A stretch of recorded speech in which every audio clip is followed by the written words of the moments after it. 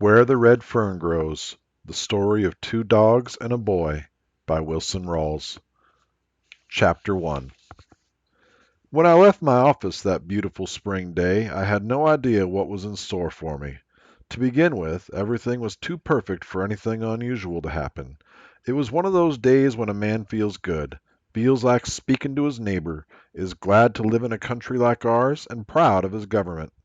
You know what I mean, one of those rare days when everything is right and nothing is wrong. I was walking along whistling when I heard the dog fight. At first I paid no attention to it. After all, it wasn't anything to get excited about, just another dog fight in the residential section. As the sound of the fight grew nearer, I could tell there were quite a few dogs mixed up in it. They boiled out of an alley, turned, and headed straight toward me. Not wanting to get bitten or run over, I moved over to the edge of the sidewalk. I could see that all the dogs were fighting one. About 25 feet from me they caught him, and down he went. I felt sorry for the unfortunate one.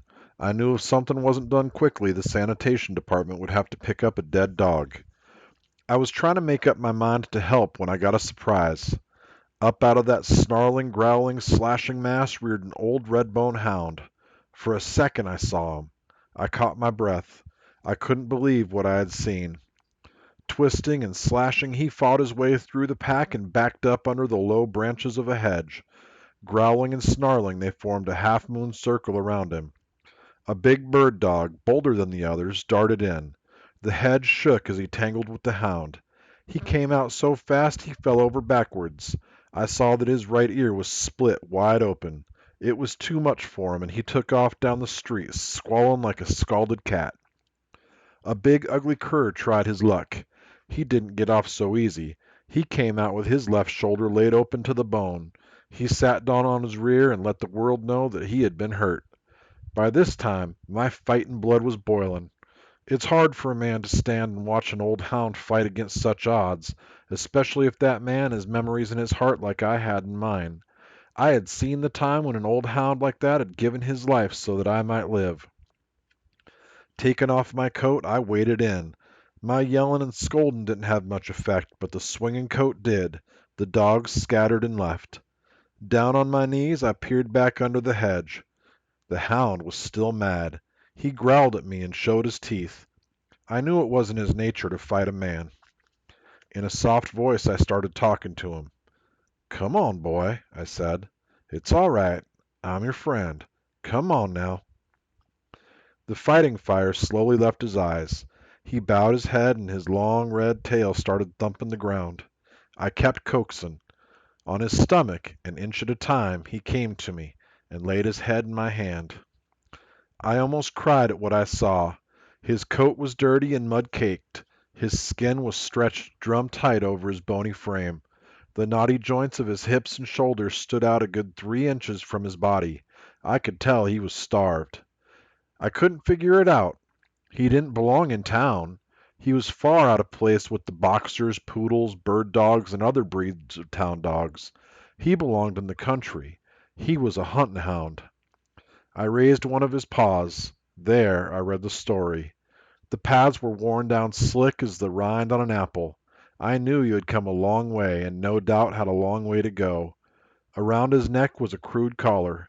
On closer inspection, I saw that it had been made from a piece of check-line leather.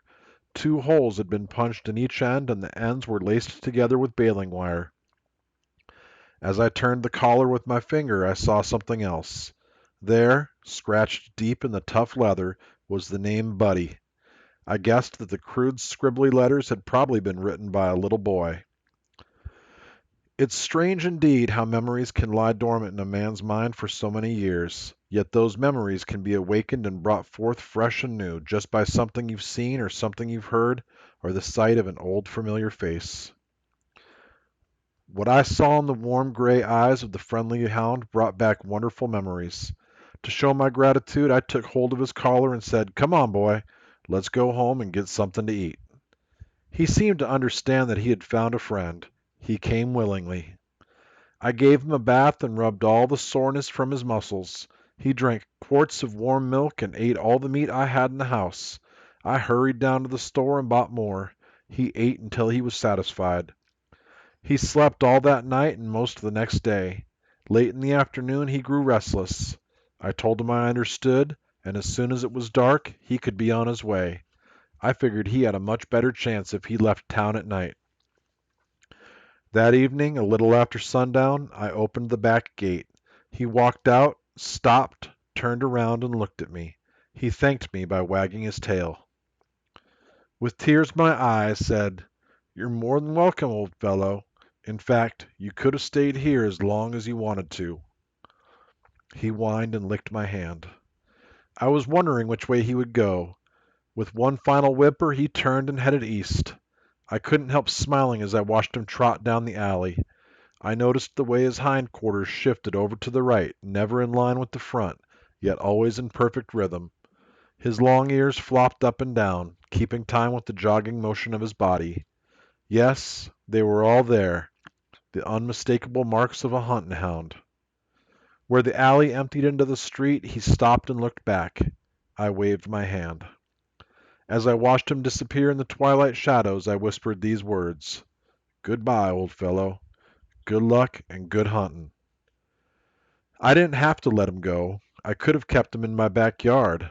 But to pen up a dog like that is a sin. It would have broken his heart. The will to live would have slowly left his body. I had no idea where he had come from or where he was going. Perhaps it wasn't too far, or maybe it was a long, long way. I tried to make myself believe that his home was in the Ozark Mountains somewhere in Missouri or Oklahoma. It wasn't impossible, even though it was a long way from the Snake River Valley in Idaho. I figured something drastic must have happened in his life, as it is very unusual for a hound to be traveling all alone. Perhaps he had been stolen, or maybe he had been sold for some much-needed money. Whatever it was that had interrupted his life, he was trying to straighten it out. He was going home to the master he loved, and with the help of God, he would make it.